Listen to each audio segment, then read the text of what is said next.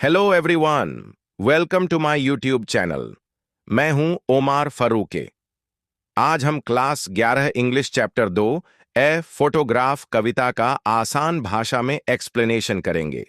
इस कविता को शर्ली टूलसन ने लिखा है। तो आइए शुरू करते हैं। कविता की शुरुआत में कवि एक पुरानी फोटोग्राफ के बारे में बताते हैं। इस फोटोग्राफ में कवि की मां को उनकी दो कजिन्स बेटी और डॉली के साथ समुद्र के किनारे देखा जा सकता है।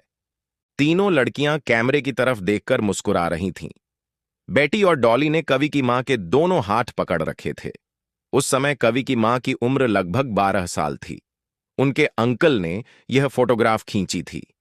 फोटोग्राफ को देखकर कवि अपनी मां के बचपन के प्यारे चेहरे को याद करते हैं। उस समय कवि का जन्म भी नहीं हुआ था। बहुत सारे साल बीत जाने के बाद भी समुद्र लगभग वैसा ही है, लेकिन इंसान का जीवन स्थायी नहीं होता। समुद्र की लहरें उन लड़कियों के पैरों को छूकर वापस जा रही थीं। लगभग 20 से 30 साल बाद कवि की मां उस पुरानी फोटोग्राफ को देखकर हंसती थीं। वह फोटोग्राफ में बेटी और डॉली को दिखाती थीं और उस समय बीच पर जाने के लिए उन्हें किस तरह के कपड़े पहनाए गए थे, यह बात याद करती थीं। समुद्र के किनारे बिताई गई वह छुट्टी कवि की मां के लिए उनके अतीत की एक सुंदर याद थी, लेकिन मां की वह हंसी कवि के लिए एक बहुत कीमती स्मृति बन गई। उस हंसी में भी अपने बीते हुए समय को याद करने का थोड़ा सा दुख था। अब कवि की मां को गुजरे हुए लगभग उतने ही साल हो चुके हैं जितने साल वह उस फोटोग्राफ में एक छोटी लड़की के रूप में जीवित थीं।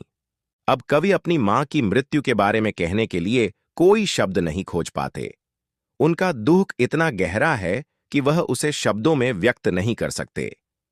इसीलिए कविता के अंत में कवि कहते हैं, इट्स साइलेंस साइलेंसेस। इसका अर्थ है कि मां की मृत्यु के बाद पैदा हुई गहरी खामोशी ने कवि को भी बिल्कुल शांत कर दिया है।